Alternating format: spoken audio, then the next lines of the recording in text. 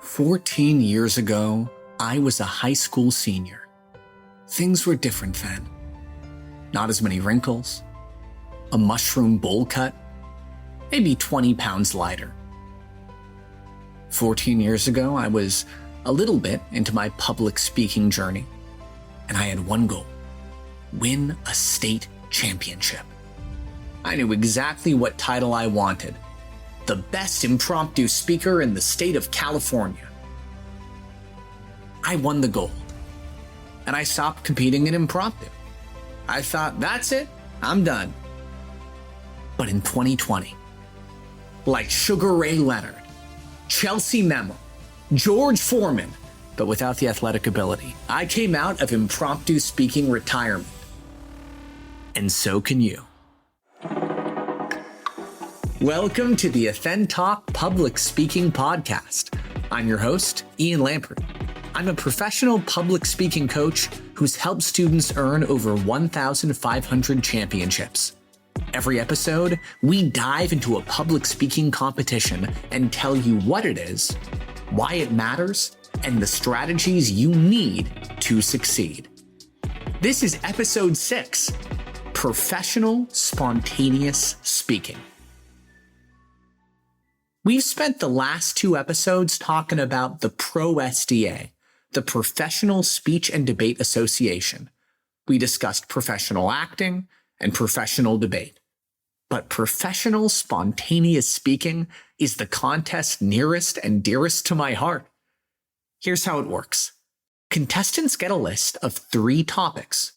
They choose one of them, and they have 7 minutes combined to prepare and deliver a speech. The topics range from concrete nouns like flashlight or bottle, to abstract nouns like love or imagination, to quotations, to current events.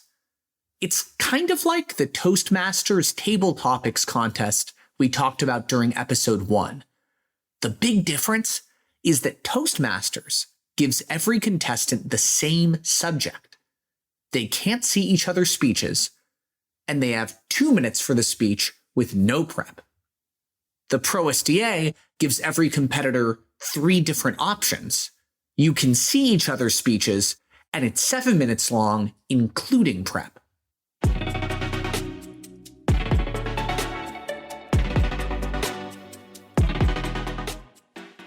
Every reason that you have to compete in table topics also applies to spontaneous speaking. But there are some extra benefits to this category. First, better strategic thinking. Toastmasters doesn't give you a choice of your prompt, but here you've got to quickly choose which option will let you tell the best stories with the most resonant message. Second, better chances to learn. If you're the first speaker, you can listen to each of your opponents top to bottom. And if you're a later speaker, you can reference the earlier contestants and build on their ideas to show you're being spontaneous and actively listening. Third, better endurance. Filling 2 minutes is way different from filling 5 or 6 minutes of content. It demands more engaging, long-form storytelling, a more conversational yet dynamic style so you're not overwhelmed or bored by too much of the same energy, and a wider range of knowledge. I love impromptu speaking. It made me better at processing information, making quick, tough decisions, writing essays, doing job interviews, summarizing and recommending media, and making good first impressions. One of my executive MBA classmates called me Ian GPT because I'm good at synthesizing different perspectives and creating coherent, concise narratives that represents everyone's views. And that's all thanks to this category. But how can you fill those 7 minutes?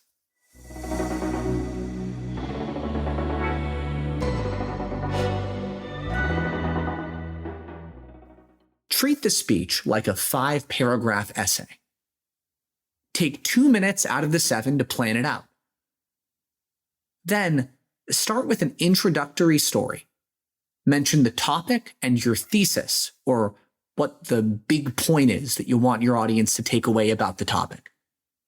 In that thesis, mention a problem suggested by the subject. Then go to your first big point. Give a reason why that problem exists. In your second big point, talk about why the problem is harmful. In your final big point, mention how we can solve the problem. You should have 1 minute left. Spend that concluding. Here's an example. Let's say you got the quotation, "The most important things in life are the connections you make with others," by Tom Ford. I'd begin with a story about Hot Ones, the talk show where the host, Sean Evans, forces celebrities to eat increasingly spicy wings. He does this so they can't fall back on their canned jokes or scripted lines. They have to be fully present, digging into those hot wings, making an active connection with the interviewer. Then I'd say, it's this idea of authentically connecting that's reflected in Tom Ford's quotation. This author is arguing that our interconnectedness is the first principle of our humanity. And I agree, because there's a problem. Too many of us have become disconnected and disaffected. That's the intro. For the first big point, I'd explain why many of us have abandoned connections. We're losing empathy. I'd cite the work of Jonathan Haidt, who argues that we're becoming more self-righteous and less empathetic. Second, I'd examine the harm of this mindset. We're more isolated and lonely. I tell stories from Robert Putnam's book, Bowling Alone, which laments the death of the American community. But third, I'd offer a solution.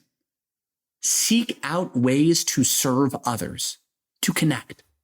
And I tell the story of the friendship bench, an idea from Zimbabwe, where retirees, grandmas, grandpas, are trained in how to give mental health care, and then they're seated at public benches. So anybody going through a hard time knows they've got somebody there to listen. In the final minute of the speech, I'd personalize the message, and I'd give a call to action, challenging the audience to overcome this lack of empathy. I'd say, call that old friend. Volunteer. Write a letter to someone you care about so they know you're thinking of them. Burnt bridges can be rebuilt. That's the cause-harm solution structure. It's not the only way to put together a 5-minute speech with 5 body paragraphs, but I really like it. It makes you create a meaningful message, and it's easy to follow. So here are 3 common topics for you to practice with: determination, change, and connection. You don't need to take my structure beat for beat, but you should think about an introduction story and 3 examples for each topic. Take as long as you need. And once you've thought about the sort of stories that you want to tell, challenge yourself with all sorts of new topics. Go to random word or quotation generators online. Try to deal with whatever they throw your way. I'll bet preparing those 3 basic topics, determination, change, and connection, will help you say something instead of freezing up. For instance, if you got the topic water, couldn't you connect flowing water that goes between its liquid form to solid to gas to the topic of change? 10 years ago, I went to YouTube and I put up a big self-critique of the impromptu speech that earned me that high school state championship. And that video gave me more opportunities than I ever expected. New friends, new connections, and even new jobs. Impromptu speaking changed my life in every way. And it can change yours too, if you give it a chance. Thank you for tuning in to the AuthenTalk Public Speaking Podcast. I'm your host, Ian Lampert. We've got one episode left in this series about the Professional Speech and Debate Association. I'm hoping to do a mailbag-style Q&A episode soon, so please share the pod, leave a review, and let me know what you want to hear. Until next time, I'm your public speaking professional.